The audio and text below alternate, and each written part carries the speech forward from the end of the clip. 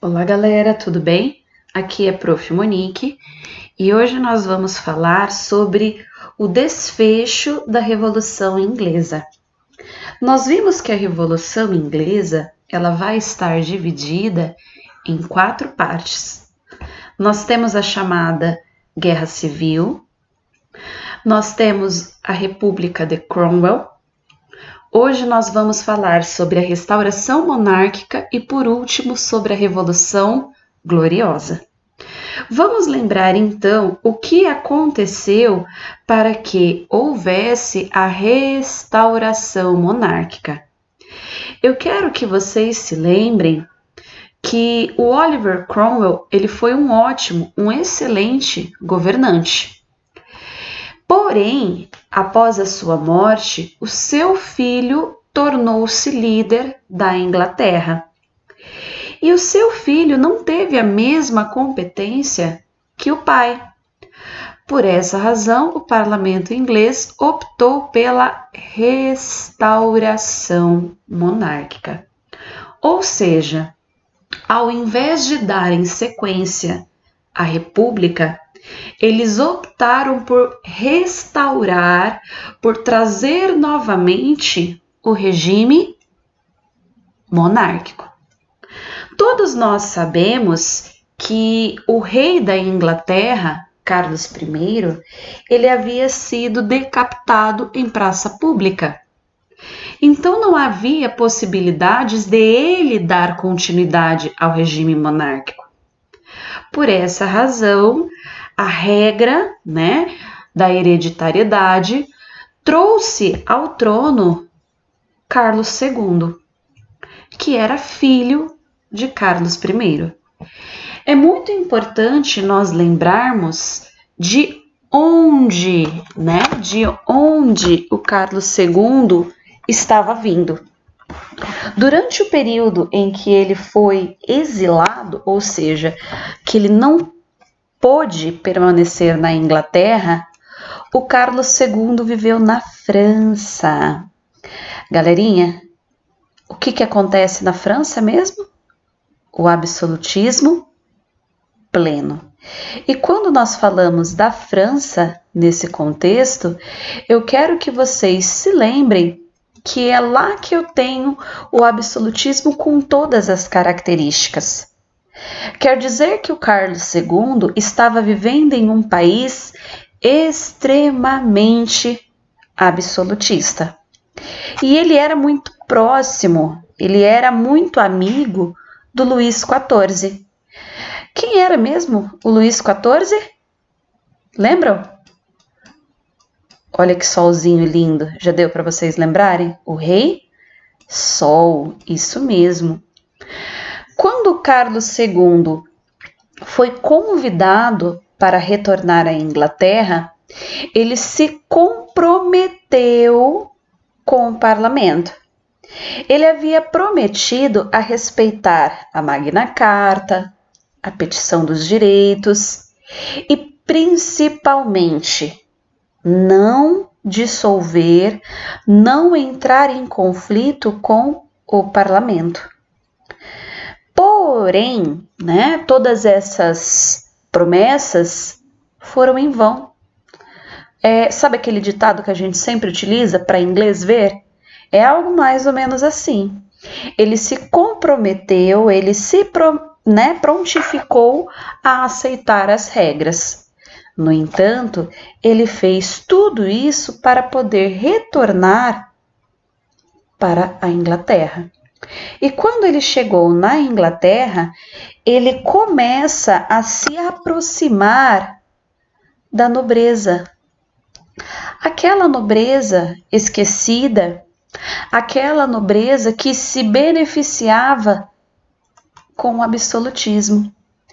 E é justamente os primeiros passos, que o Carlos II foi dando para começar a trazer de novo para a Inglaterra o absolutismo. E eu vou chamar a atenção de vocês para um agravante. O que é um agravante? É algo que agrava, é algo que é ruim. O Carlos II, além de ser um rei absolutista, além de estar tentando trazer novamente o absolutismo para a Inglaterra, ele havia se aproximado do catolicismo. Opa, ó, vamos prestar atenção aqui. Qual era a religião oficial da Inglaterra? O anglicanismo. E o Carlos II, por ter passado muito tempo na França, que era um país católico, ele acabou se simpatizando, ele acabou se aproximando do catolicismo. E quando ele foi coroado rei na Inglaterra, ele começa a perseguir todos aqueles que eram puritanos. Galerinha, duas observações. Puritanos é o segundo nome que se dá a todos aqueles que são calvinistas. Beleza? E, em grande parte, os puritanos eram os burgueses. Prof, por que o rei perseguiu puritanos e não anglicanos? Digamos que ele não era bobo, né, de perseguir anglicanos, porque eram em número maior, principalmente dentro do parlamento. Então ele vai perseguir os puritanos, que eram em um número menor, justamente porque existia nesse contexto a intolerância religiosa. Ou seja, os católicos não tinham intuito, não tinham o desejo de aceitar conviver com puritanos. Quando esses puritanos ingleses começaram a ser perseguidos,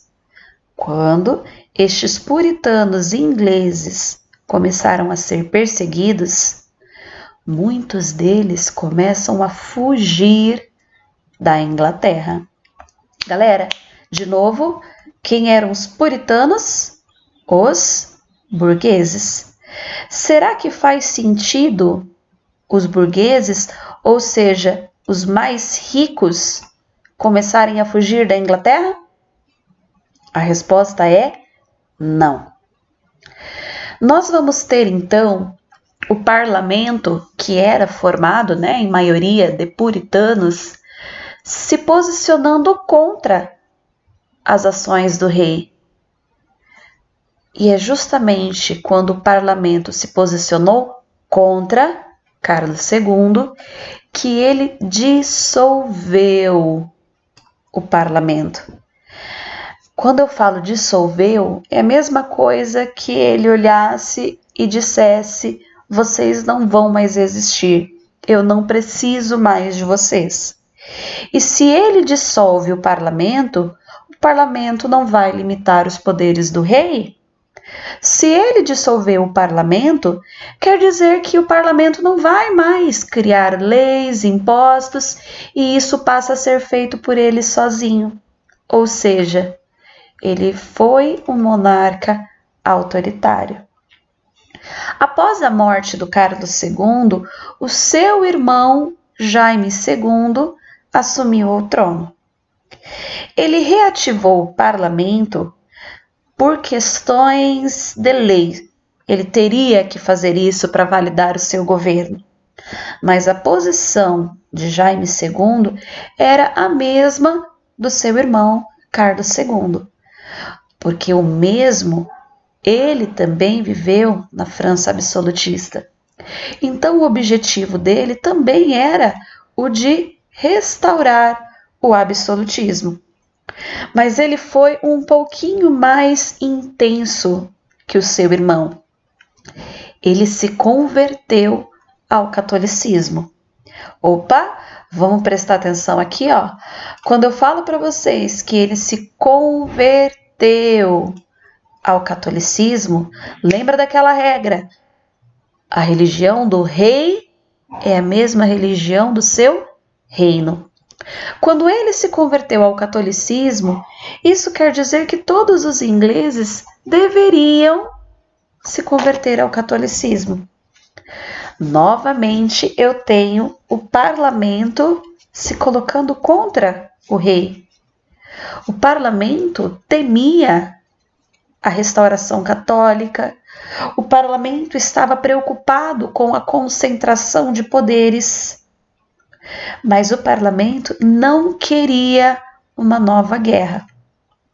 Lembra do que a prof diz para vocês sempre? Uma guerra traz morte, destruição, prejuízos. É então que nós vamos falar sobre a Revolução Gloriosa. A Revolução Gloriosa, ela recebe esse nome porque eu tenho a deposição de Jaime II sem guerra, sem que fosse necessário derramar uma gota de sangue. Eu tenho uma manobra política, ou seja, o parlamento procurou a herdeira do trono de Jaime II. Prof, o Jaime II morreu? Não. Mas quando ele morresse, a Maria de Stuart seria a sua herdeira. Na época, ela era casada com o Guilherme de Orange, o governador dos Países Baixos. Então, o parlamento propôs a Maria e ao Guilherme que eles assumissem juntos o trono da Inglaterra. Então, eu teria a junção dos Países Baixos, que eram pequenininhos, mais fracos, com a Inglaterra, a potência. Eles aceitam o convite.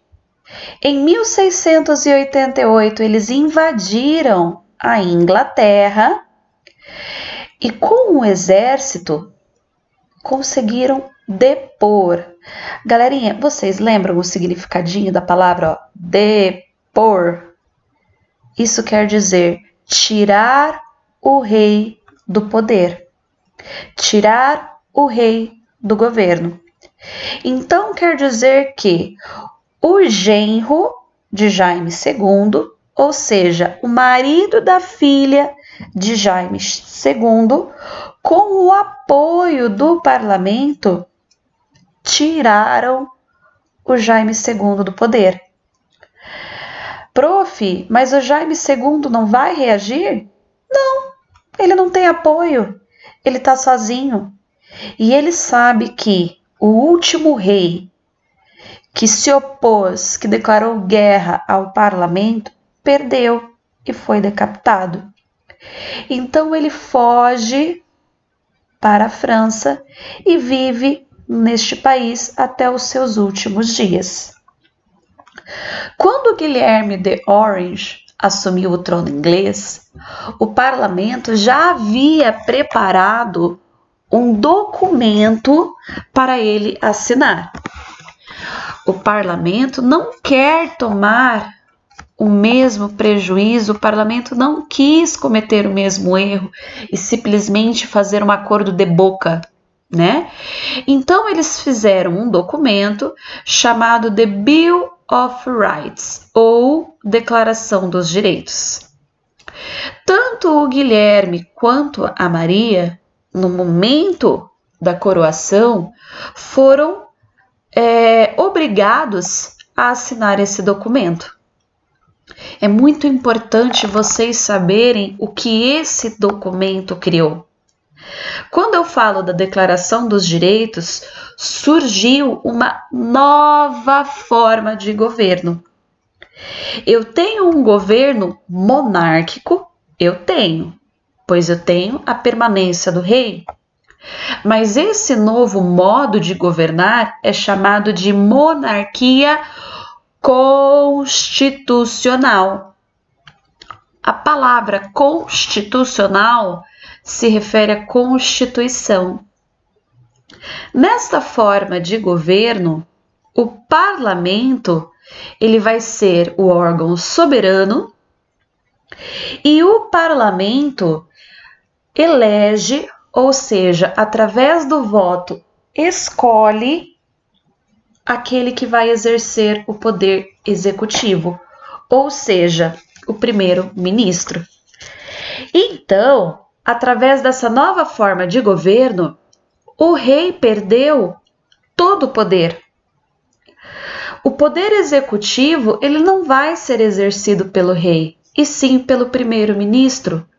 Lembrem-se que o primeiro-ministro ele era eleito pelo parlamento. Eu gosto de dizer que em uma monarquia parlamentar ou em uma monarquia constitucional, o rei reina, mas não governa. É uma forma de governo que o rei tem seus poderes totalmente limitados, totalmente reduzidos. Ele é uma figura apenas, ok? Então, galerinha, só para finalizar o nosso conteúdo, a Revolução Inglesa, ela foi a primeira, ok? Ela foi a primeira revolução burguesa. Lembrem-se que a burguesia, aquele grupo economicamente forte, poderoso, estava insatisfeita por não ter participação política. Então é justamente essa burguesia que conduziu a Revolução Inglesa. E quando eu falo Revolução Inglesa, eu tenho no interior dela duas grandes revoluções. A Revolução Puritana, aquela que decapitou o rei. Lembrem-se que a decapitação do rei foi importante porque colocou em xeque aquela teoria do direito divino. Lembra? Direito divino, rei, representante de Deus. E por último, eu tenho então a Revolução Gloriosa. Esse nome gloriosa é justamente por ser uma revolução sem guerra, sem violência, sem derramamento de sangue. E ela foi importante, ó, eu vou pôr até uma estrelinha aqui para vocês. Ela foi extremamente importante porque ela criou uma nova forma de governo, beleza? Então, ó, eu tenho aqui uma nova forma de governo. Nossa, esse N ficou lindo, né? Mas tudo bem. Ó, nova forma de governo. Beleza? Galerinha, é isso. Finalizamos então este capítulo. Vou deixar para vocês as orientações para a nossa tarefinha. Fiquem com Deus, a prof está com muita saudade. Beijão.